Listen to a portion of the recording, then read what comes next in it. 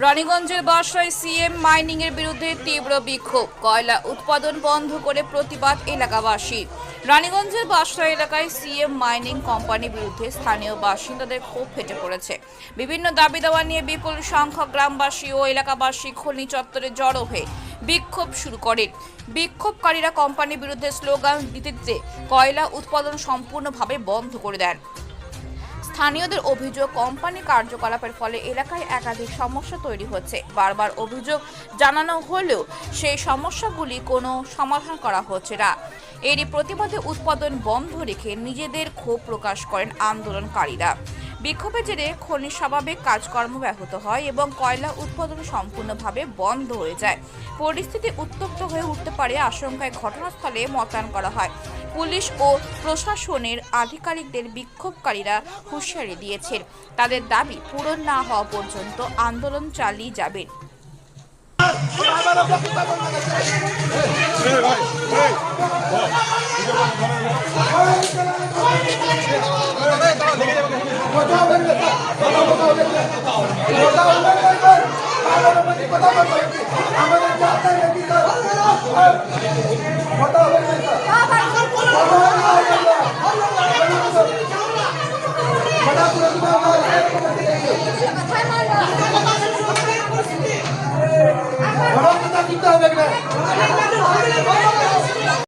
আপনারা ইসিএল এ বিক্ষোভ করছেন, কি কারণ?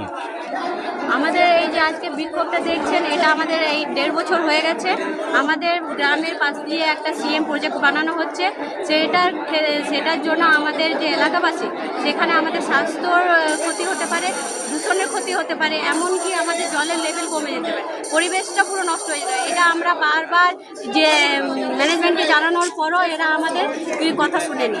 তাই আজকে আমরা এখানে বিক্ষোভ জানাচ্ছি। আপনারা কি চাইছেন? আমরা চাইছি প্রজেক্টটা ওখান থেকে ক্যান্সেল করে অন্য জায়গায়। আমরা বাড়ির পাশে এই প্রজেক্টটা বানাতে দিচ্ছি। আজকে কি সব বন্ধ? হ্যাঁ, আজকে আমরা সব বন্ধ করতে চাইছি। কি কি বন্ধ রেখেছেন? এই যে বিপিট, সিপি আর ট্রান্সপোর্টিং, এগুলো সব আমরা আজকে বন্ধ। যতদিন না মানবে আপনাদের এই হ্যাঁ, এটা দীর্ঘদিন, যতদিন মানবে না এটা চলতে থাকবে। কি নাম আপনার? আমার নাম কান্তি মুর্মু। ইসিএল এ কিসের জন্য বিক্ষোভ?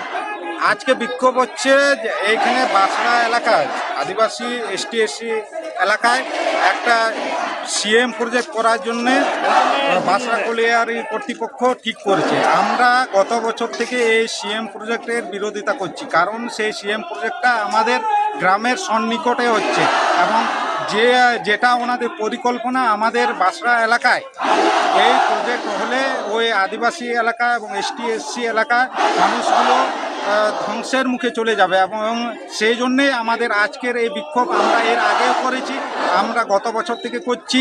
আমরা 10 এপ্রিল করেছিলাম। 10 এপ্রিল এসিএল ম্যানেজমেন্ট কথা দিয়েছিলেন যে 1 মে আমরা আপনাদের সঙ্গে বসবো এবং আপনাদের কথা শুনবো কী অসুবিধা, তারপরে আমরা আমাদের প্রকল্প বাতিল করবো কি করবো না সেটা আপনাদেরকে জানাবো। 1 তারিখ সেই মতো আমরা বসেছিলাম। সেখানে প্রশাসনের আধিকারিকরাও ছিলেন এবং এসিএল কর্তৃপক্ষের জিএম এবং এজেন্ট ম্যানেজার এনারাও ছিলেন এবং অন্যান্য এসিএলের প্রতিনিধিও ছিলেন।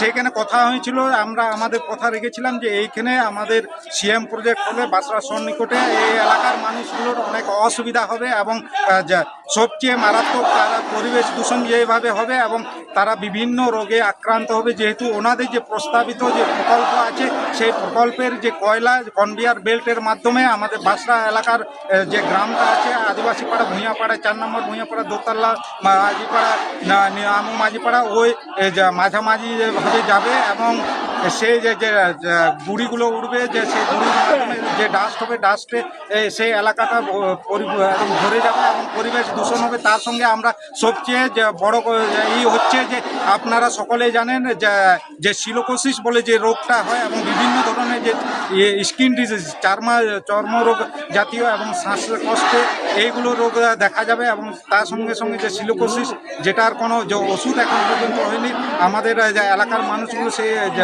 সিলোকোসিস রোগে আক্রান্ত হয়ে একদম মৃত্যুর মুখে ধীরে ধীরে চলে যাবেন এবং সেই জন্যে আমরা এই প্রকল্পের বিরোধিতা করছি এবং